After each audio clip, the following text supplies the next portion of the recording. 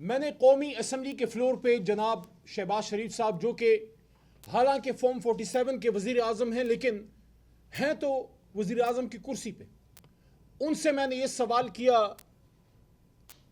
कि बतौर वज़ीर आज़म आपकी एक जिम्मेदारी बनती थी कि आप ये कहते कि जब वज़ीराबाद में जनाब इमरान खान साहब पे हमला हुआ, आप कहते कि इमरान खान साहब से मेरा सियासी इख्तिलाफ है लेकिन मेरे मुल्क का साबिक वज़ीर आज़म है, मैं ऑर्डर देता हूं कि उन हाथों को लोहे की सलाखों से बांध के जेल में डाला जाए और उन साजिशी अनासर तक पहुंचा जाए जिन्होंने मेरे मुल्क के साबिक वज़ीर आज़म इमरान खान साहब पे हमला किया।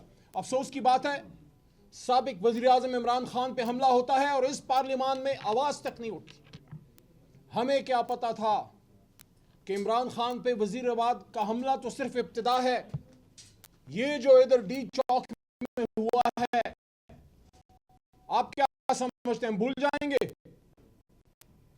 कुरान में अल्लाह कहते हैं जिसने एक नाहक खून बहाया है उसे पूरी इंसानियत कत्ल किया है। किसने ये कत्ल किया? ये ऑर्डर किसका था? वो लोग तो बंदूक चला रहे थे जो इधर छतों पर बैठे हुए थे, पीछे ऑर्डर किसका था? मियां शहबाज शरीफ साहब, आसिफ अली जरदारी साहब, आप दोनों के नीचे ये सारा हो रहा है। जितने भी इदारे हैं वो वज़ीर आज़म पाकिस्तान को रिस्पॉन्ड करते हैं और उसके नीचे डिफेंस मिनिस्ट्री के एक डिफेंस मिनिस्टर को रिस्पॉन्ड करते हैं। मैं हैरान हूं, ख्वाजा आसिफ साहब के पास हर चीज पे बात करने का वक्त है, इमरान खान साहब पे बात करने का वक्त है, वक्त नहीं है तो ना कौम को ये बताते हैं कि ला इलाहा इल्लल्लाह मुहम्मदुर रसूलुल्लाह के नाम पे बने हुए मुल्क में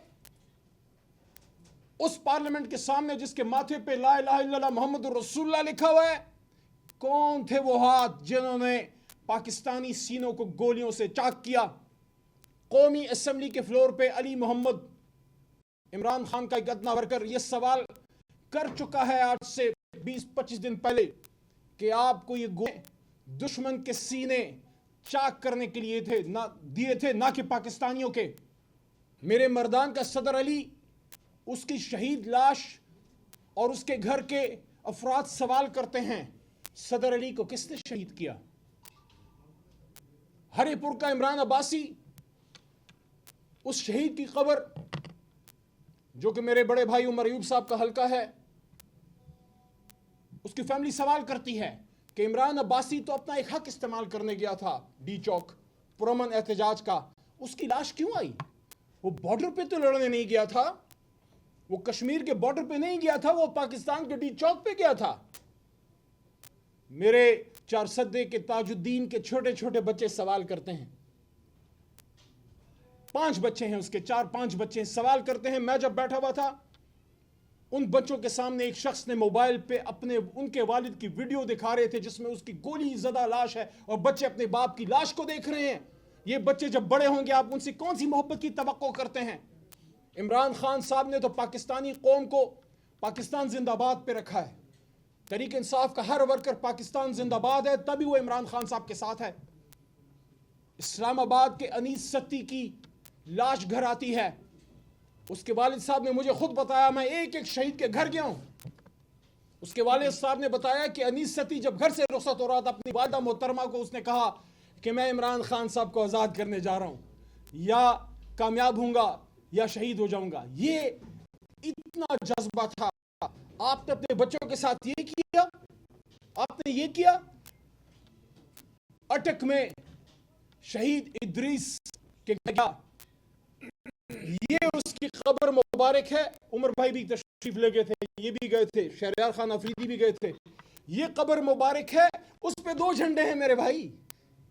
अटक इद्रीस शहीद के कब्र मुबारक 2 झंडे हैं, एक है पाकिस्तान तहरीक इंसाफ का और दूसरा है ये सब्ज लाली परचम। और सामने एक अनबनी मस्जिद है जिस पे काम हो रहा है, उस मस्जिद में हमें जमात करने का मौका मिला। वो मस्जिद साल पूछी है कि मेरे दामन में जो शहीद पड़ा हुआ है ये क्यों शहीद हुआ? क्या ये बॉर्डर पे गया था, हिंदुस्तान के बॉर्डर पे गया था?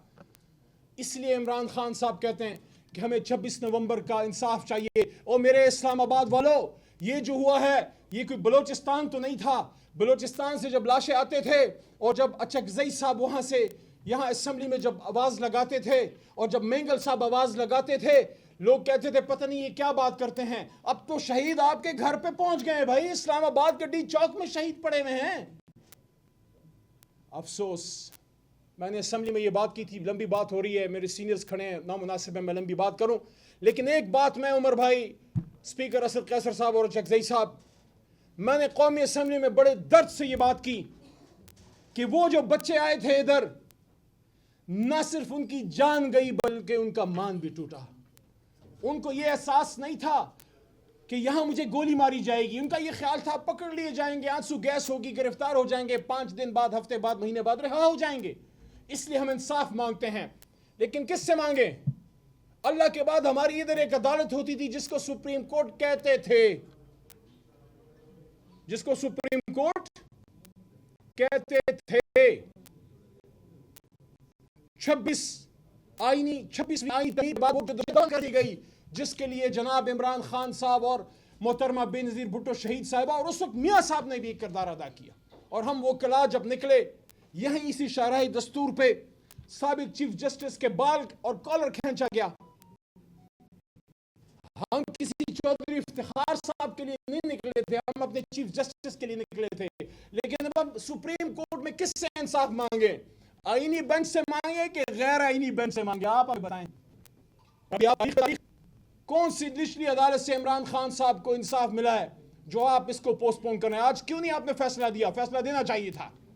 इमरान खान साहब इंतजार में हैं कि आप फैसला दें ताकि ऊपर की अदालत में फिर जाके हम दोबारा अपील करें। इंशाल्लाह ना इमरान खान के हौसले टूटेंगे, ना हमारे हौसले टूटेंगे। और मैं तो बार बार ये कहता हूं, मैं उस कैबिनेट का मेंबर था जिसमें मैं, उमर अयूब खान साहब, हम बैठे हुए थे, असद साहब स्पीकर थे।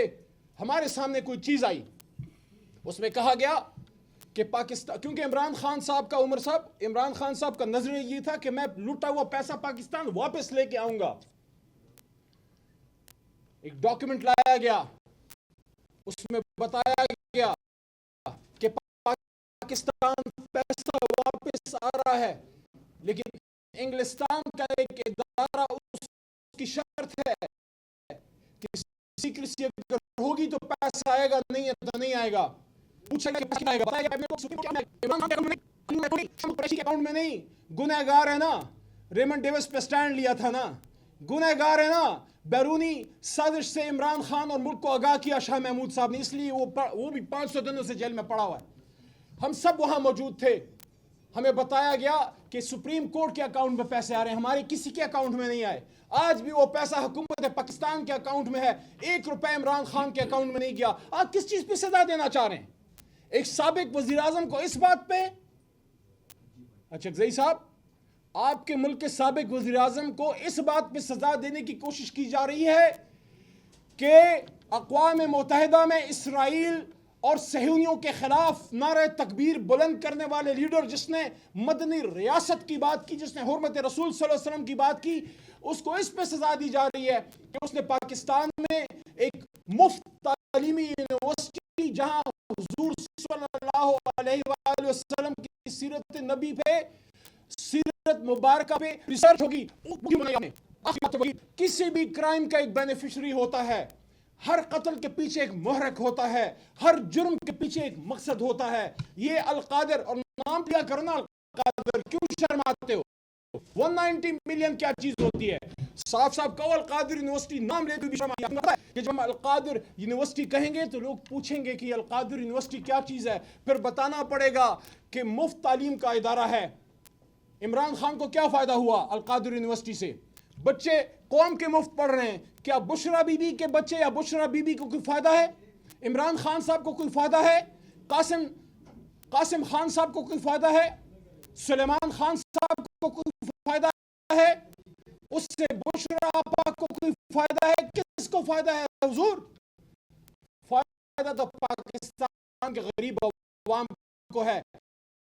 तो क्या जो गरीब अवाम का नारा उठाएगा, जो गरीब अवाम के लिए स्टैंड लेगा, किसी को फांसी चाहोगे, किसी को गोलियां मारोगे, और किसी बात से गुना मरा के जेल में डाले। पाकिस्तान के इमरान साहब चाहते हैं, और ये को बता दूं, अली मोहम्मद मेरे जैसे करोड़ों लोग इमरान खान साहब के साथ इसलिए नहीं है कि हमने वजीर मशीर बनना था। देख ली हमने वजारतें भी देख ली, हमने हुकूमतें भी देख ली। आखिर को कुल नफ्स ज़ायक़तुल मौत है। मरने से पहले हम चाहते हैं कुछ ऐसा कर जाएं कि जब उस जहान में जाएं तो आक़ाए नामदार हज़रत मोहम्मद मुस्तफ़ा सल्लल्लाहु अलैहि वसल्लम हमसे खुश हों और हमें कहें कि मुझे आप पे फ़ख्र है, आपने 27 रमज़ान को बने हुए मुल्क को बनाने का हक़ अदा कर दिया।